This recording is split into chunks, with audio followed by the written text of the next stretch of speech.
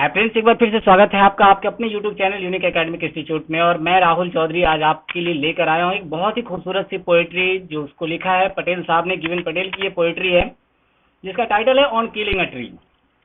अब on killing a tree में क्या कहते हैं कवि, ये एक बहुत ही रोचक तथ्य है। यह एक बहुत ही सेंसेटिव कविता है, बहुत ही भावनात्मक कविता है। कवि ने हर संभव प्रयास किया है कि जो इसको पढ़े उसको रुला दिया जाए। तो एक भावनात्मक कविता लेकर के गिव पटेल आए हैं। और गिव पटेल की बात कर ले तो इनका जन्म 1940 यानी 1940 में हुआ था मुंबई में। और ग्रांट मेडिकल कॉलेज के ये विद्यार्थी रहे थे। और सबसे खास बात है कि ये एक बहुमुखी प्रतिभा के धनी थे। इनकी प्रतिभाएं आप देख सकते हैं कि ये प्रोफेशनली ये एक पोएट तो थे ही, जो आप इनकी कविता पढ़ रहे हैं, एक प्ले राइटर भी थे और पेंटर भी थे। खास बात है कि पेंटर भी थे, फिजिशियन भी थे और आर्टिस्ट भी थे। तो एक ही व्यक्ति जो बहुत सारी प्रतिभाओं को रखता था है, तो उसकी कविताओं में उसकी झलक आपको दिखाई दे जाएगी कि हर चीज को आर्ट और साइंस दो अलग अलग सब्जेक्ट है, लेकिन दोनों की पकड़, दोनों की पहुंच एक इंसान में होना। खासतौर से जो साइंस के विद्यार्थी होते हैं उनका माइंड जो होता है वो विज्ञान की पद्धति पे काम करता है, यानी कि वो हमेशा विखंडन की प्रक्रिया को अपनाते हैं। लेकिन इनमें और जो कला का विद्यार्थी होता है, जो साहित्य का विद्यार्थी होता है, उसकी आदत होती है कि वो किसी चीज को एक्सेप्ट करता है और उसको जोड़ने की पद्धति को अपनाता है। लेकिन यहाँ पे जब अगर एक ही व्यक्ति में दोनों चीज हो जाए, एक ही व्यक्ति में दोनों गुण हो जाए, तो ये बड़ा आसान होता है कि वो उसका जो माइंड होगा वो बड़ा ही कंस्ट्रक्टिव होगा, यानी वो बहुत ही निर्माणकारी विचारधारा का होगा। तो उसी चीज को कवि ने इसमें शो किया है, उसी चीज को दर्शाया है और इतने सेंसेटिव ढंग से दर्शाया है कि आप इसको पढ़ेंगे तो आपको लगेगा कि इसका अर्थ कुछ और है और भाव कुछ और है।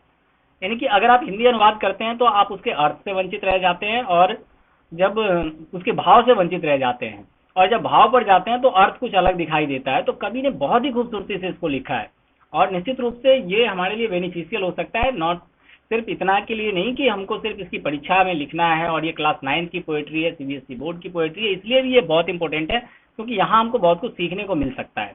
ये सीखने के लिए अवसर है और ये काम आने वाली चीज़ है। तो मुझे नहीं लगता है कि आपको इसको गिव अप करना चाहिए।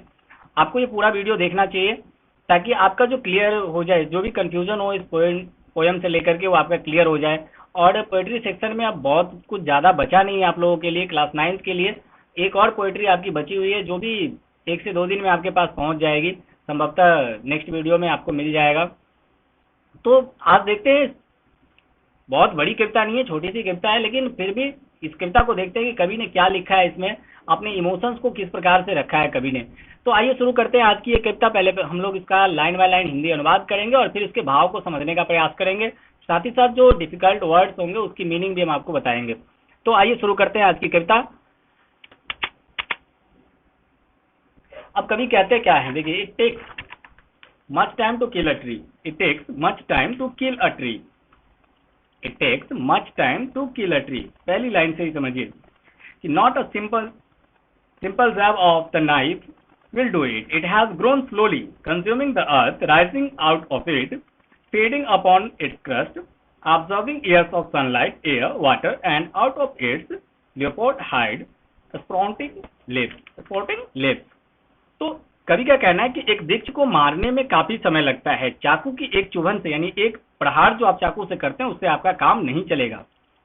क्यों नहीं चलेगा? क्योंकि यह पृथ्वी से और जो भूपटल यानी धरती का जो फेस होता है उससे जीवन लेता है, यानी पृथ्वी से ही सब कुछ लेता है और लेता हुआ धीरे धीरे क्या है कि ऊपर बढ़ता है। कोई भी वृक्ष एक दिन में वृक्ष नहीं बन जाता। बीज से उसके वृक्ष बनने की जो प्रक्रिया होती है वो काफी लंबी होती है।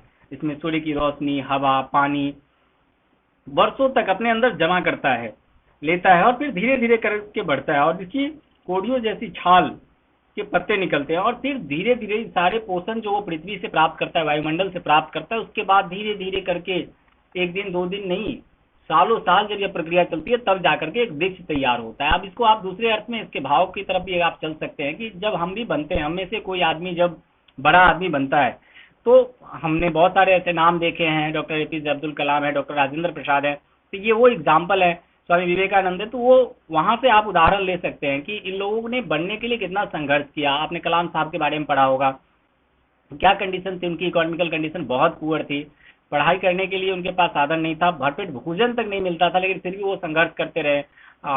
जो हमारे पहले राष्ट्रपति थे डॉक्टर राजेंद्र प्रसाद, उनके बारे में, तो ये वर्षों की प्रक्रिया होती है, एक दिन में कुछ भी नहीं होता है। पेड़ बनना एक दिन की बात नहीं है, यानी कि एक पेड़ को तैयार होने में वर्षों समय लग जाता है। तो उसी वर्षों की प्रक्रिया की बात कभी यहाँ पे कर रहे हैं कि जो बनता है ना काफी लंबी अवधि तक चलता है। और जैब का मतलब होता है चुभन, यानी जो प्रहार करते हैं, चुभाते हैं, उसको कहते हैं जैब। ठीक है, इसमें इंपोर्टेंट वर्ड हम देख लेते हैं। कंज्यूमिंग का मतलब होता है खाते हुए, यानी कंज्यूम करना, अपने अंदर ले लेना। और फीडिंग मतलब, कंज्यूमिंग का मतलब होता है खाते हुए, और वही चीज हो गया फीड का चौथा रूप है वर्ब का, फीडिंग यानी खाते हुए। क्रस्ट का मतलब होता है भूपटल। ऑब्जर्व का मतलब होता है शोषण मतलब शोषित कर लेना, अवशोषित कर लेना, शोषित नहीं अवशोषित कर लेना, यानी समेट लेना।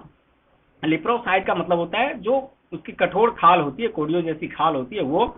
और स्प्राउटिंग का मतलब होता है उगाना। ठीक है, तो उगने में इसको जो टाइम लगता है उसकी बात ये कर रहे हैं। बनने में समय लगता है, चाहे कोई भी चीज आप करो, निर्माण हमेशा समय लेता है और विध्वंस में कोई समय नहीं लगता है। तो आप विध्वंस तो किसी भी चीज का बड़ी आसानी से कर सकते हैं, लेकिन निर्माण करने के लिए आपको समय की आवश्यकता होती है।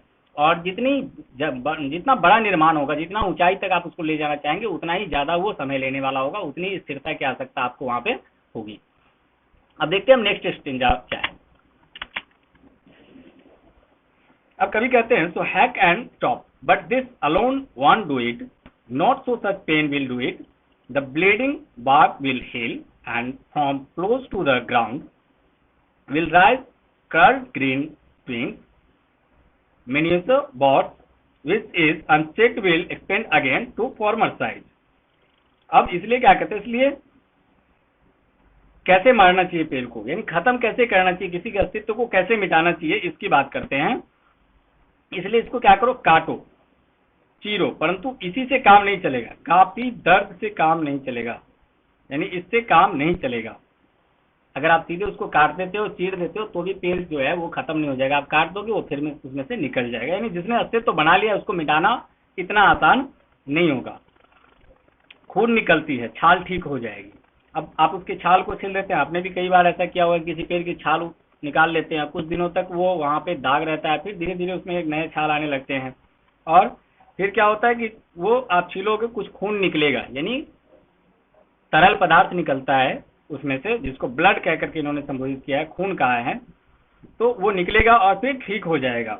पृथ्वी के पटल से हरी मुड़ी हुई टहनियां निकलेंगी। और फिर जब आप पेड़ को ऊपर से काट देते हो तो क्या होगा कि जमीन के नीचे से, फिर उसके नीचे की साइड से कुछ उसमें से पत्ते निकल आएंगे, छोटी शाखाएं निकलेगी, जिन्हें यदि रोका नहीं गया तो दोबारा वे अपने पहले साइज तक बढ़ जाएंगी। तो फिर अगर उसका अस्तित्व बचा हुआ है, अगर उसका अस्तित्व बचा हुआ है तो क्या होगा, वो धीरे धीरे फिर वर्षों की उसी प्रक्रिया में और फिर अपने आप को वहां तक ले जाएगा जहां पहले वो था, यानी उसी साइज में जो पहला उसका फॉर्मर साइज था वहां तक वो फिर दोबारा पहुंच जाएगा।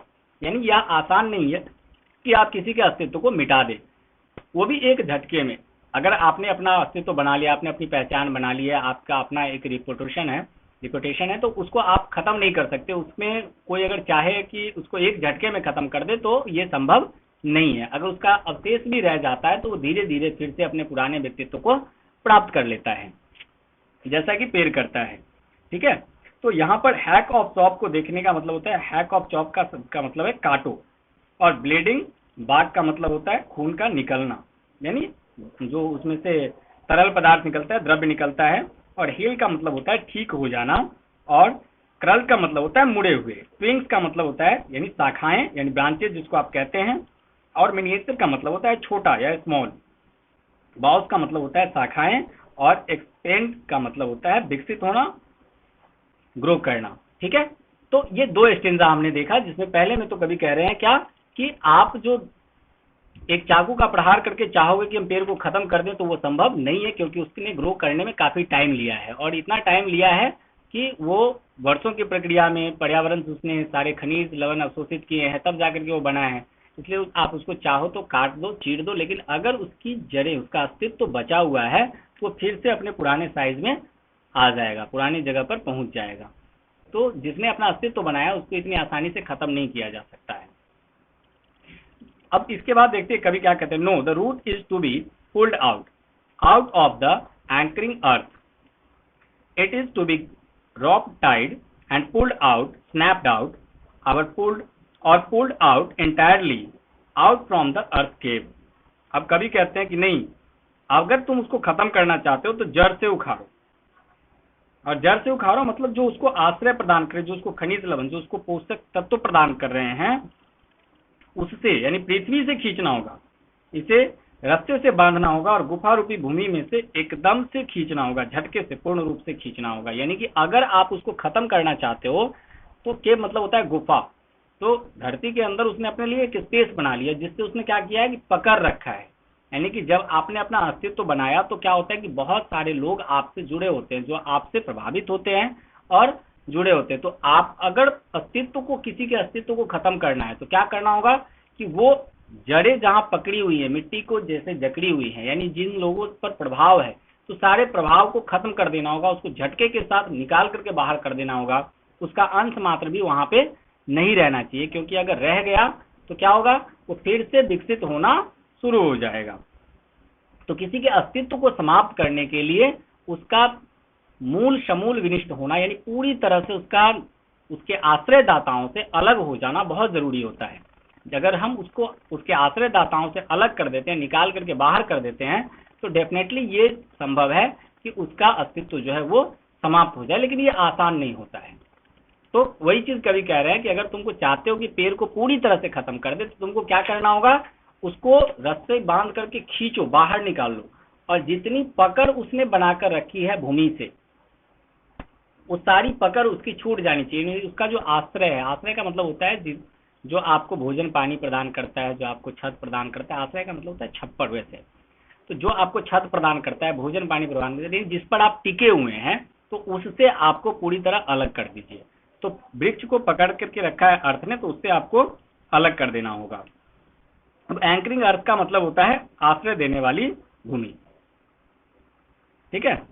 और रॉप्ट का मतलब होता है रास्ता डालना, और स्नैप्ड आउट का मतलब होता है झटके के साथ खींचना। ये एक फ्रेजल वर्ब आपको कह सकते हैं, फ्रेज है एक प्रकार का।